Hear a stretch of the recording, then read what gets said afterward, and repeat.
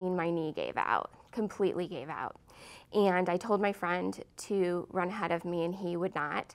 So we walked for 10 plus miles and just a lot of pain. And I knew then I was going to need to address the issue with my knee. So I went to an orthopod. He said, you know, you're going to need knee surgery.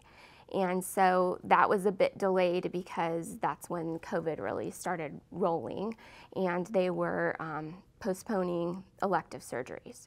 So during the time that I was waiting for my surgery, one of the long-term care buildings that I work with had a COVID outbreak. And nearly every one of the residents in that building had COVID. And while I don't normally work on the floor as a nurse, I volunteered to go into that building and work.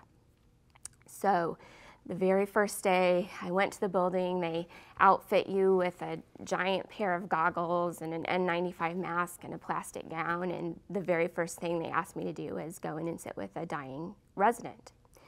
So I sat with that resident and sang to her and talked to her, and she had a roommate. The door was closed, so the room was super hot, lots of perspiration in the goggles, can't see at all.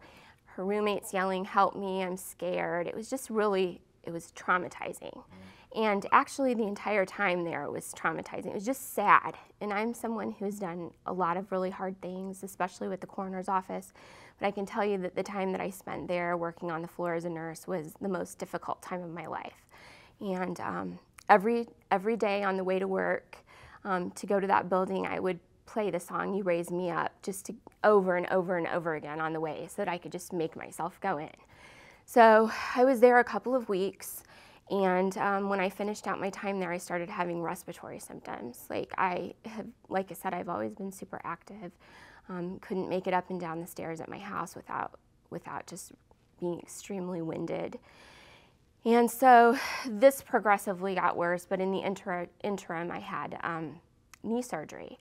And before surgery, they said, oh, you'll be up and walking a day after surgery. I get done, and they're like, you can't bear weight on that leg for 6 weeks. You have to use a walker or crutches. So I'm pretty much homebound with a walker, respiratory problems, can't sleep at night because I'm coughing incessantly, have to sit up all night.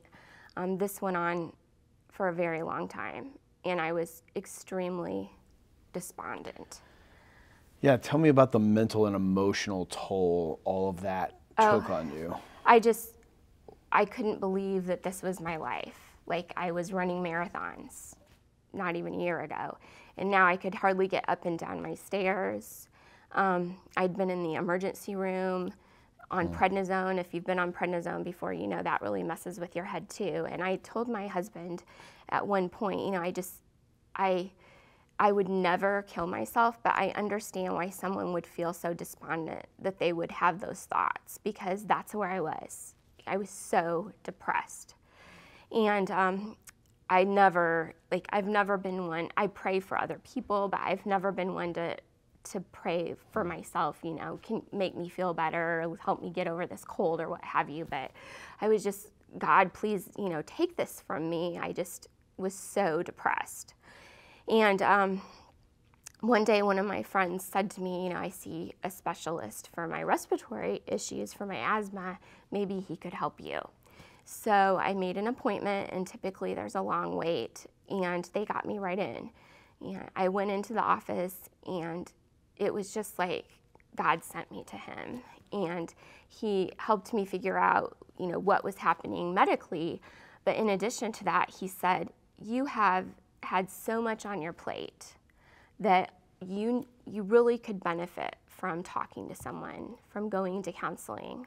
And I want to rewind a little bit and say too that in addition to these other things that were happening, my husband's a sheriff's deputy. He's at 5 free sessions, and they could be extended if needed. So I made an appointment, and I went to my very first appointment with Danna. And I just felt like that was another divine intervention. Right off the bat? Yes. Was it making a difference? Yes, immediately, because normally I'm a person who, I think I listen to people more than I'm a better listener than I will just listen to someone and their problems. I'm not one that usually just spews this kind of information. I think my husband hears it a lot more than anybody else.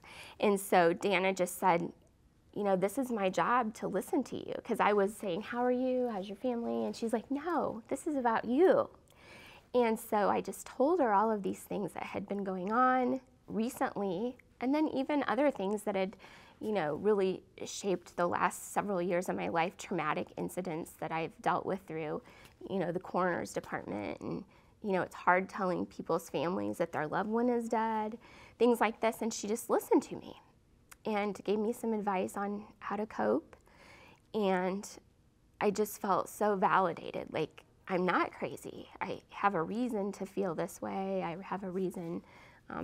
I've just got too much on my plate right now.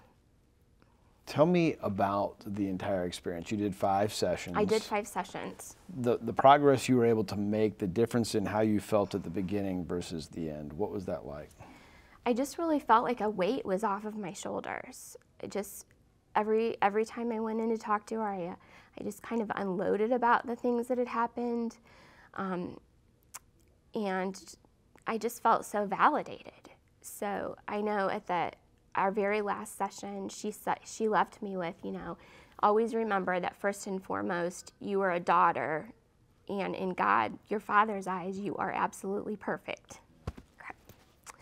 So I always try to remember that when I'm in tough situations or when things are really hard. But I feel like just the counseling and then getting some medical help too, and having a medical doctor push me, you know, say, it's not just about your body, your physical health, your mental health is very important too. We need to address both of those things. How important is it to have that Christian perspective in the counseling? How it feels like that meant a lot to you? Oftentimes you'll see people posting things like, I don't want to go on anymore. This is the end. You know, things that should spark something in your mind. Something isn't right here. You need to follow up on that. I've called the sheriff's department on numerous occasions and said, will you go do a welfare check? I've called people myself to make sure that they're okay, because it really does make the difference between life and death in so many circumstances. Jennie, thank you so much for sharing your story. It was just powerful, and I really appreciate the vulnerability of you being here and sharing with us.